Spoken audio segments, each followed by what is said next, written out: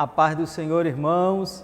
Estamos chegando para mais uma aula de reforço da nossa escola bíblica dominical. Muito grato a Deus pela vida de cada um de vocês que tem nos acompanhado, tá bom? E se você não é inscrito no nosso canal, não esqueça de se inscrever. Também, se você gostar do nosso vídeo, deixe aí a sua curtida, deixe seu comentário e compartilhe para que nós possamos alcançar ainda mais pessoas que amam estudar a palavra de Deus. Hoje nós vamos estudar a nossa lição de número 2, Êxodo capítulo 3 ao capítulo de número 7, tá certo? Eu quero então começar falando sobre os nossos objetivos. Primeiro, compreender o valor de um chamado. Segundo, descrever as primeiras pragas. E terceiro, reconhecer a grandeza de Deus, tá certo? Uma coisa que nós precisamos ter em mente, irmãos, é que não dá para estudar de forma detalhada, versículo por versículo, tá bom? Nós vamos pegar então alguns temas pontuais, utilizando o nosso manual, que é a nossa lição, e também vamos pegar outros pontos que nós acharmos importantes para comentar com os irmãos, tá certo? Então, o nosso tema da lição, como nós já falamos, Êxodo capítulo 3 ao capítulo 7, e Moisés volta ao Egito e confronta a Faraó. O nosso texto áureo: vem agora e eu te enviarei a Faraó, para que tires o meu povo, os filhos de Israel, do Egito. Êxodo capítulo 3, versículo 10. A nossa verdade prática: todo o peso e responsabilidade de um chamado será sempre mais leve e cativante do que o peso insuportável de uma vida sem propósito. Gente, essa verdade prática ela é muito forte, ela é muito importante. Quantas pessoas, até mesmo dentro da igreja, que vivem uma vida sem propósitos. O nosso Deus é um Deus de propósitos e Ele espera que vivamos uma vida debaixo dos seus propósitos, tá certo? Vamos então para a nossa introdução. Nós vamos começar fazendo a leitura aqui dessa parte inicial da nossa introdução que eu achei muito bacana. Diz assim: comentaristas sugerem que o frágil arbusto que queimava e não se consumia era uma figura não somente de Israel, mas também do próprio Moisés.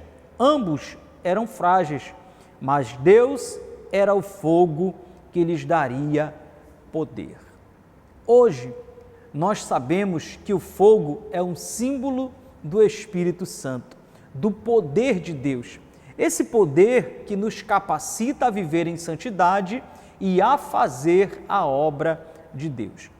Por vezes, nós fazemos assim alguma distinção entre o Antigo e o Novo Testamento, nos referindo ao período da lei e ao período da graça. Na verdade, é um equívoco da nossa parte. Os dois períodos, tanto do Antigo Testamento como do Novo Testamento, eles manifestam a graça de Deus, a manifestação amorosa da sua soberania. A introdução aqui da nossa lição, ela termina dizendo que Ele, ou seja, Deus, soberanamente chama e também usa pessoas pequenas, falíveis e imperfeitas, como eu e você. Às vezes, nós não paramos para pensar, mas se nós fôssemos escolher alguém para determinada missão e nós fôssemos verdadeiros, talvez não escolheria a nós mesmos. Talvez nós iríamos procurar outras pessoas mais capacitadas, não é verdade? Mas Deus, pela sua graça, nos escolheu, a você e a mim.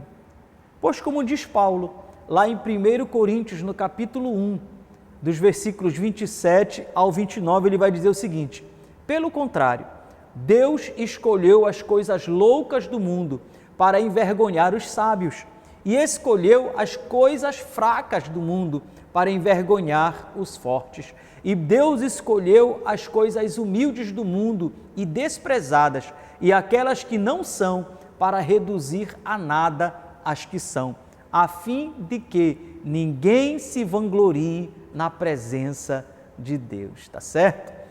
Vamos então para o nosso tópico 1, Moisés, Êxodo capítulo 3, dos versículos 2 ao versículo 10. A nossa lição diz assim: Moisés tem uma biografia inspiradora. Ele é o segundo personagem mais mencionado na Bíblia, 792 vezes, perdendo apenas para Davi, 901 vezes. Isso só foi possível porque Deus o capacitou para este momento. Costumo dizer que ninguém chega de paraquedas. Existe todo um momento de preparação que geralmente não é visível às pessoas, principalmente quando nos referimos ao chamado e à obra de Deus. No seu comentário, Notas sobre o Pentateuco, C.H. Mackintosh, ao falar sobre o tempo em que Moisés passou no deserto, ele vai dizer o seguinte: o tempo passado na corte pode ter sido valioso, mas a sua estadia no deserto era indispensável.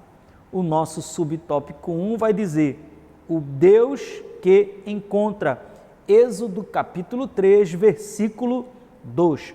Apareceu-lhe o anjo do Senhor numa chama de fogo, no meio de uma sarça. Moisés olhou e eis que a sarça ardia no fogo e a sarça não se consumia. Há 40 anos atrás, Moisés tentou livrar o povo do seu jeito. Deus precisou tratá-lo e capacitá-lo. Deus tem suas formas de trabalhar em nossas vidas. No caso de Moisés, um serviço humilde e a solidão do deserto. A visão que Moisés teve, gente, ela foi algo totalmente estranho para ele. Uma sarça pegar fogo no deserto, tudo bem. Agora, ela ardia em fogo, mas não se consumia. Isso chamou a atenção de Moisés, que de imediato foi e virou-se para ver aquilo que estava acontecendo. Alguns comentários vão dizer, como nós já falamos anteriormente, que a sarça ela pode simbolizar o povo que estava no Egito, na fornalha da aflição, mas não era consumido.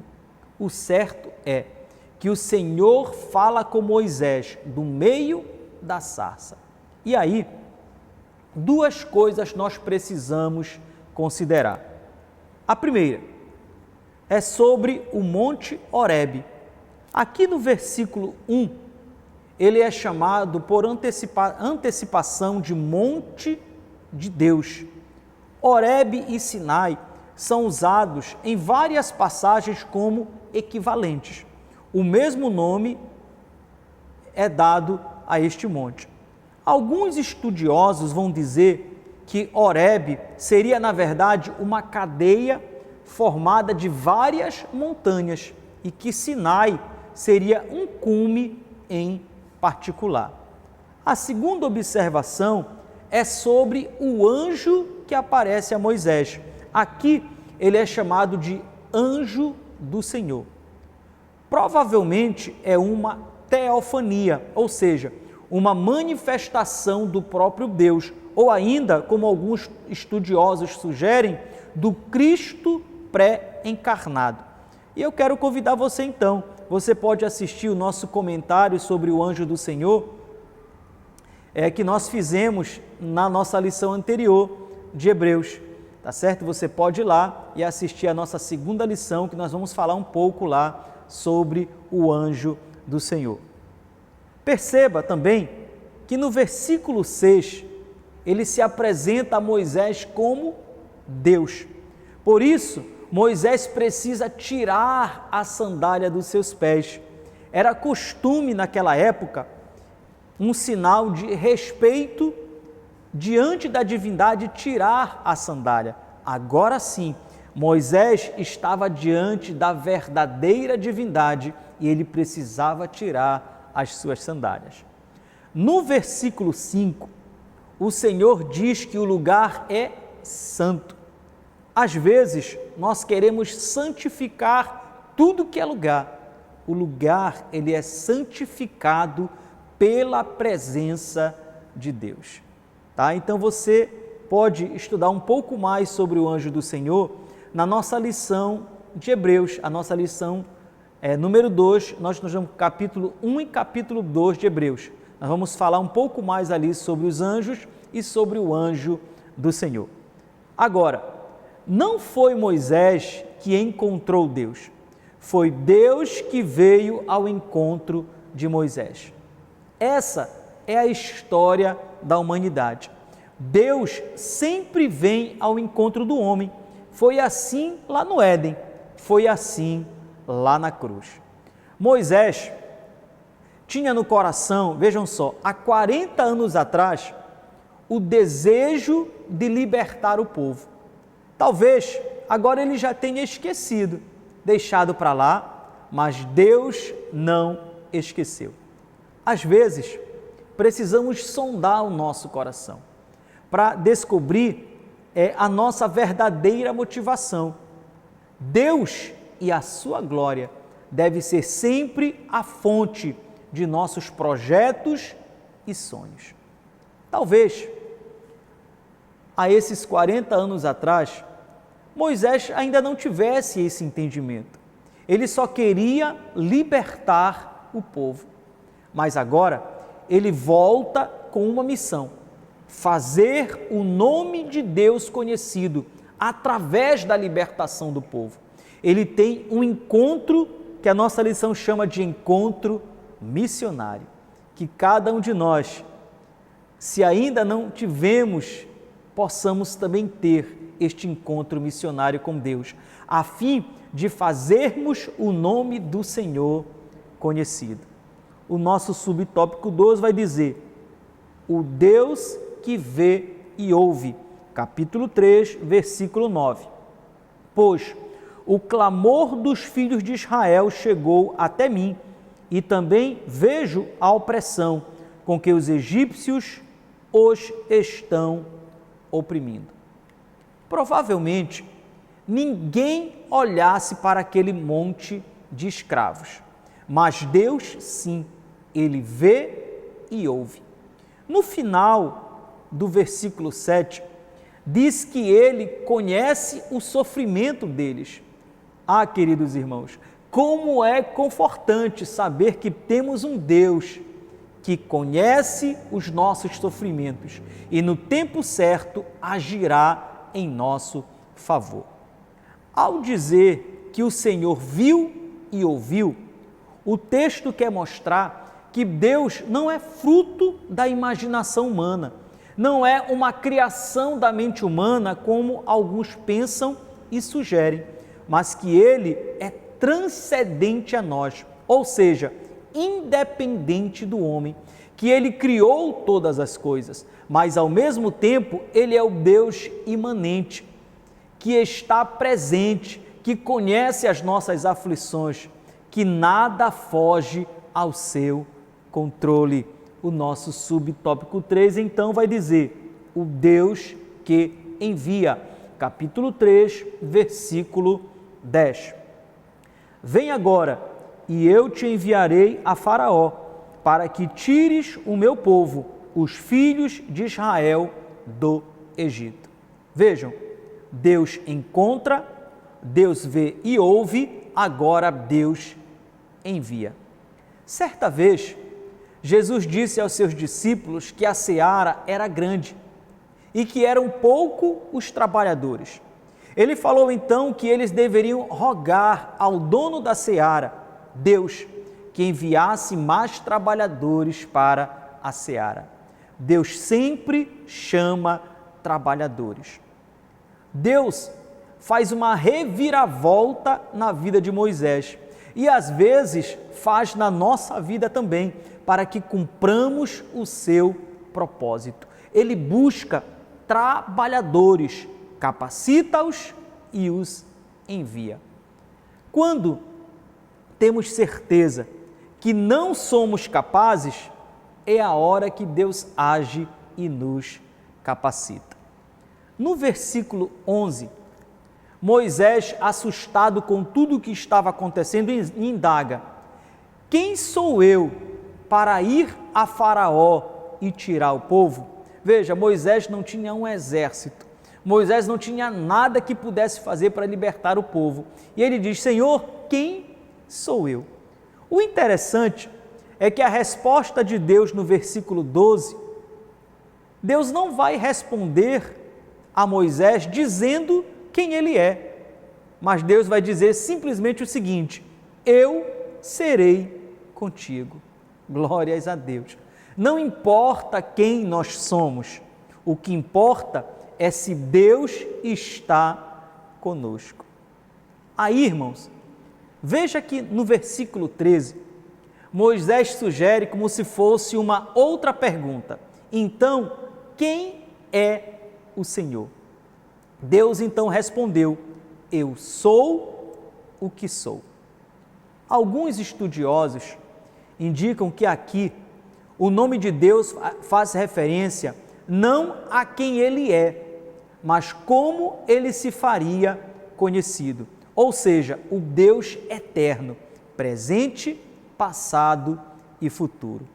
Eu sou quem sempre fui, eu sou quem eu sou e eu sou quem sempre serei. Também nós podemos pensar na revelação de Deus de acordo com a necessidade daquele a quem ele quer se relacionar. Por exemplo, para os necessitados, ele é o Jeová Jiré, o Deus da provisão. Para os que precisam de paz, é o Jeová Shalom, o Deus de paz. Para os enfermos, Jeová Rafá, o Deus que cura. Para os que precisam de justiça, Jeová Tseniqueno, Deus justiça nossa. Para os que se sentem só, Jeová Shammah, Deus presente. Nos versículos 19 e 20, o Senhor diz que Faraó só deixará o povo sair se for por uma mão forte. Logo, o Senhor estenderá a sua mão. Isso fala das manifestações que o Senhor irá realizar no Egito, para mostrar que Faraó não é quem pensa que é, que só existe um Deus verdadeiro.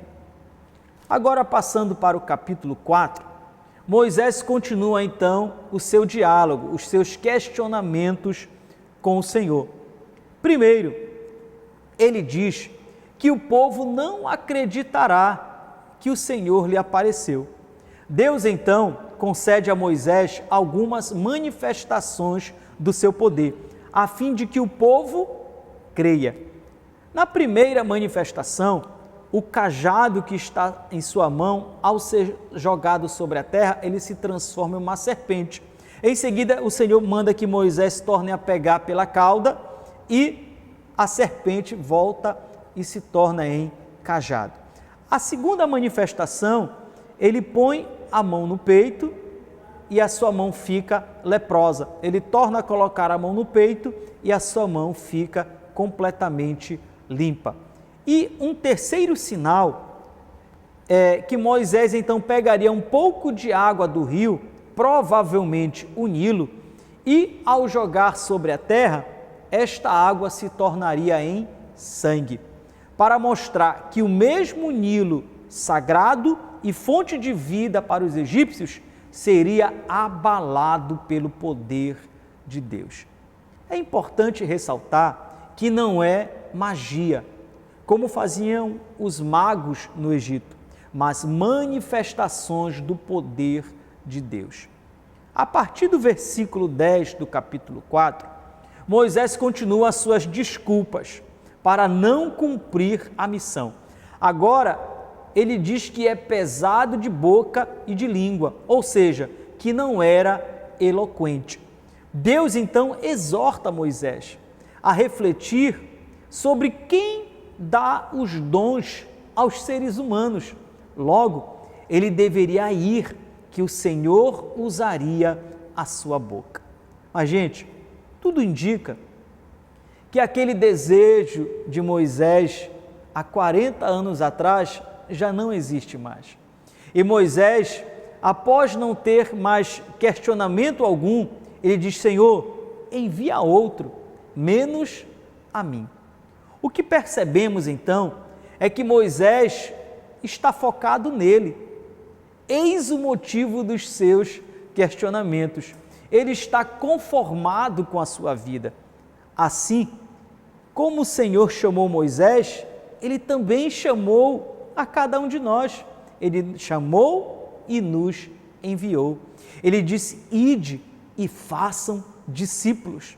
Será que nós, assim como Moisés, não estamos inventando desculpas para não cumprir a missão? Não podemos nem criticar a Moisés.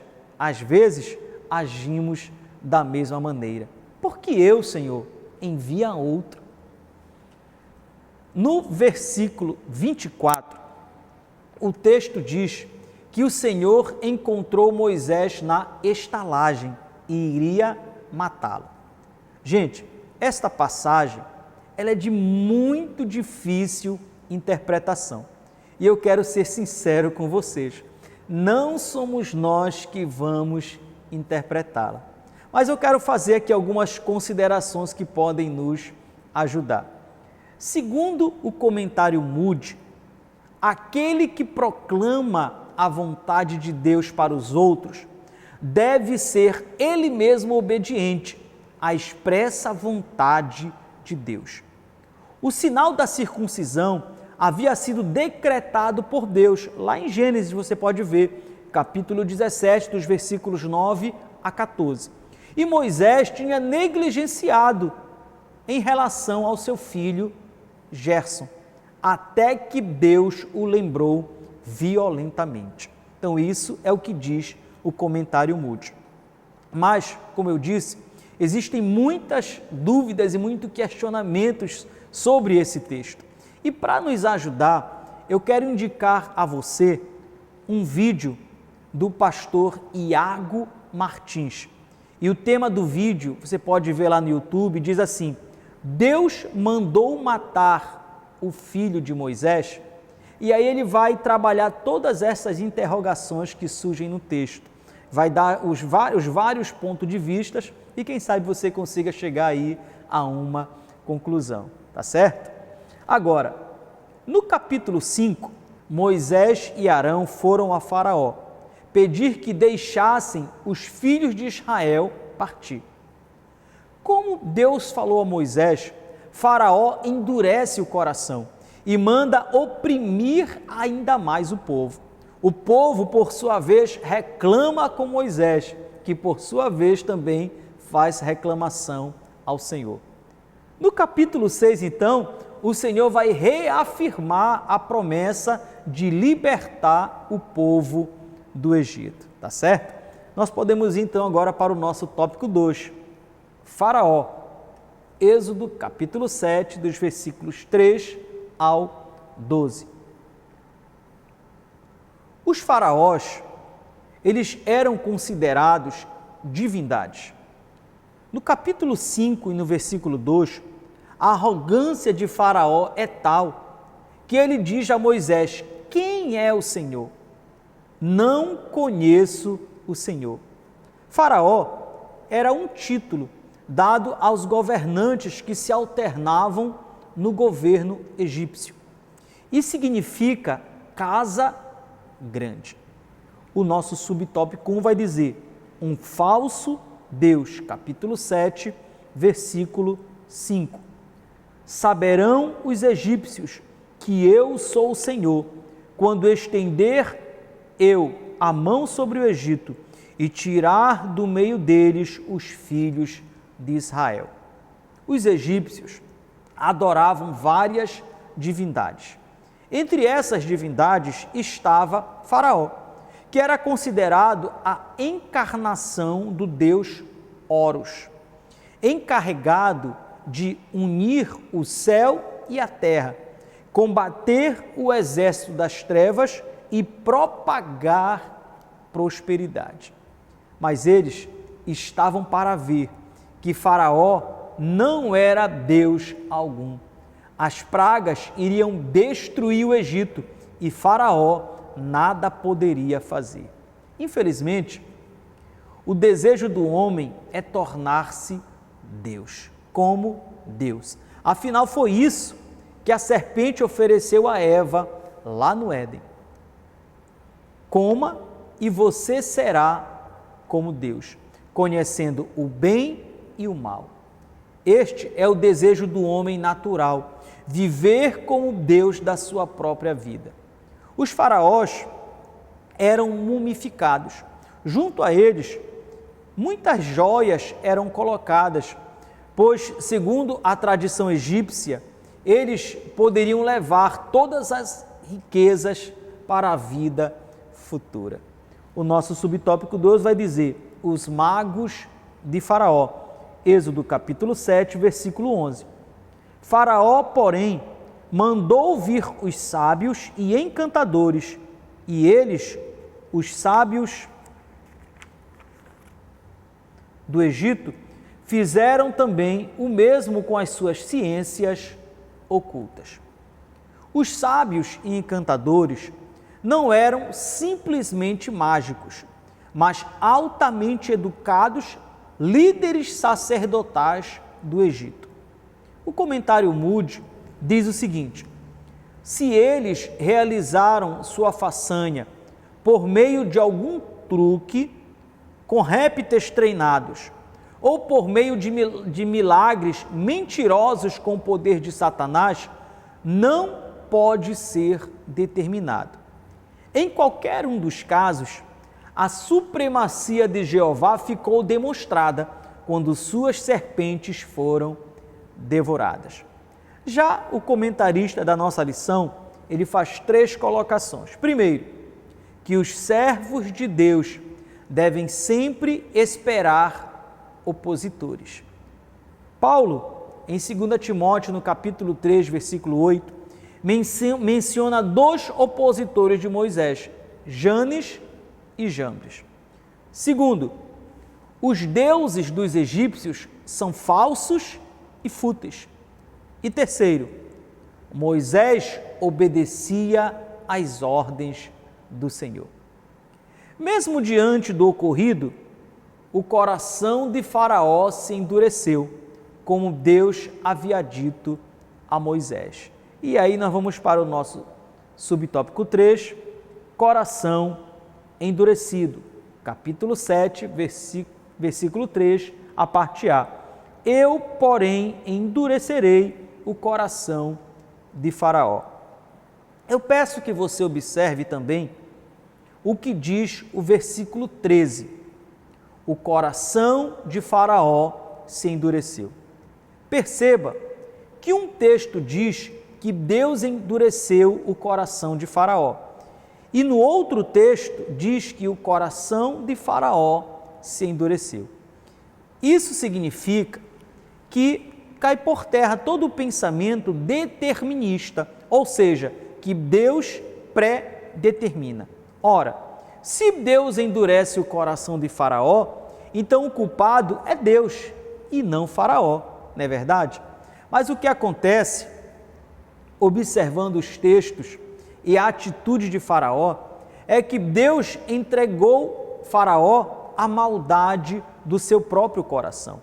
O coração de Faraó já era duro.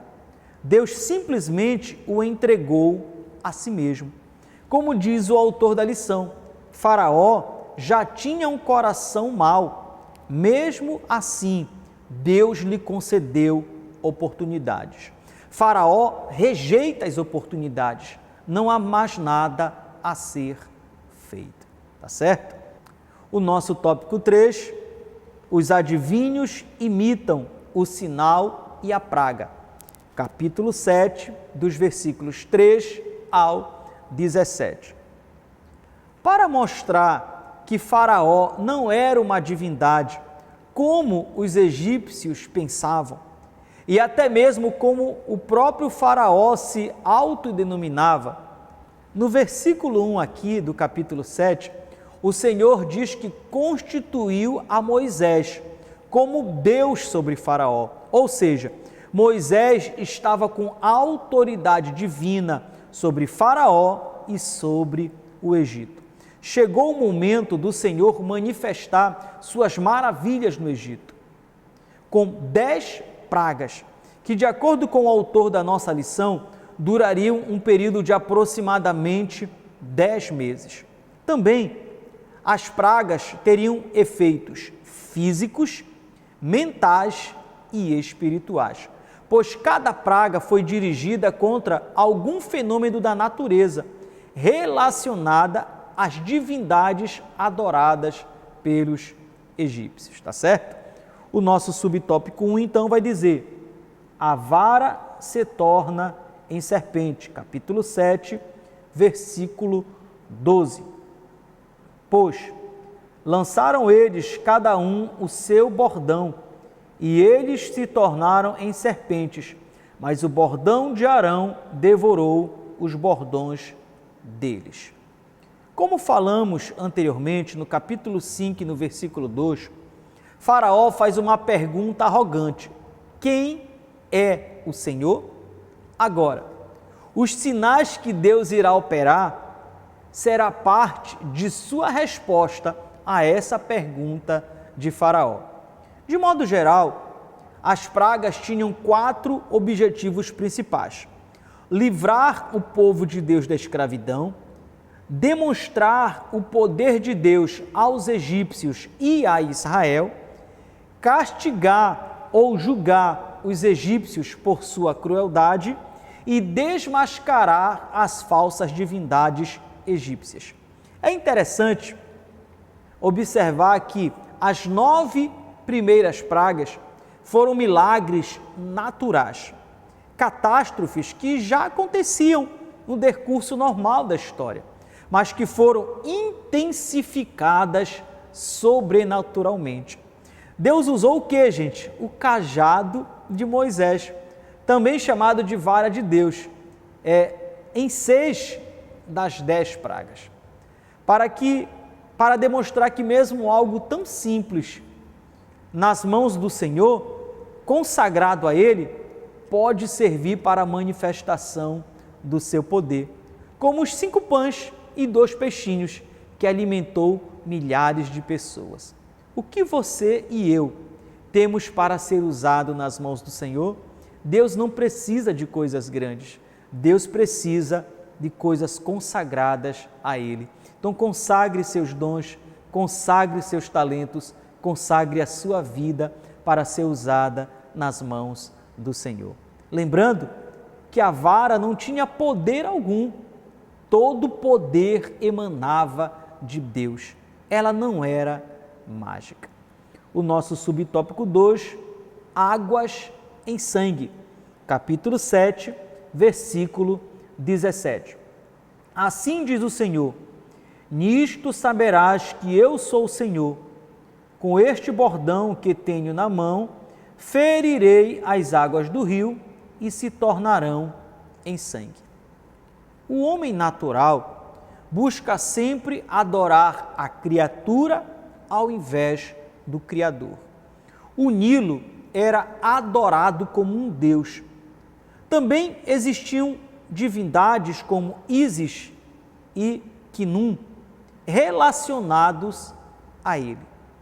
Deus vai mostrar que o Nilo só é o que é, não por ele mesmo, mas por causa de quem o criou.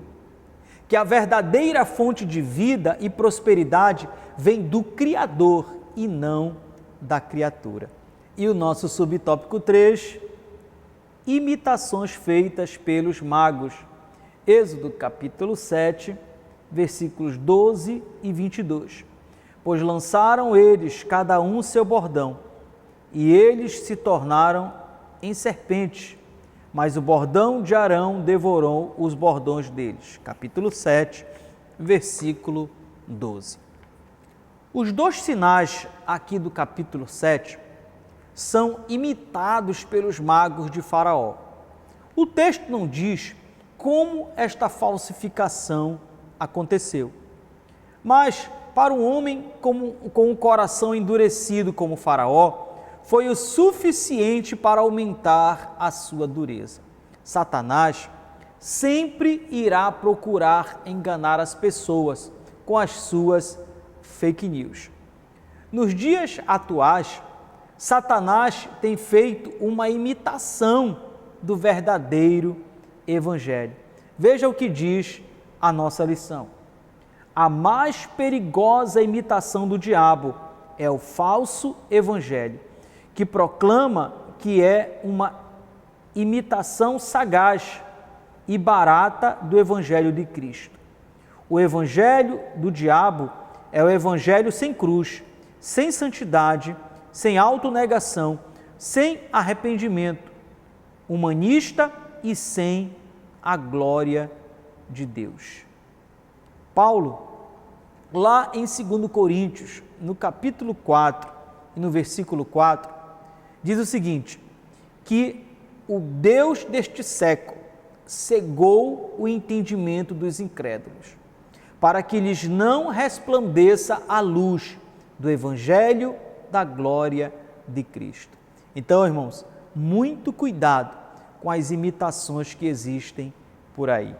A nossa aplicação pessoal, reavaliar nossa postura e desculpas que damos a Deus quando Ele nos chama para uma missão, permitirá que Ele use nossas vidas poderosamente. Irmãos, mais importante do que saber o que aconteceu e como aconteceu, é saber que lições podemos tirar para nós hoje. Qual tem sido a nossa resposta ao chamado do Senhor? Será que estamos dando desculpas ou estamos dizendo, eis-me aqui? Que cada um de nós seja um instrumento usado para a glória de Deus. Muito obrigado, eu espero ter ajudado a cada um de vocês e já convido vocês para a nossa próxima lição. Muito obrigado mais uma vez. Fiquem na paz do Senhor Jesus.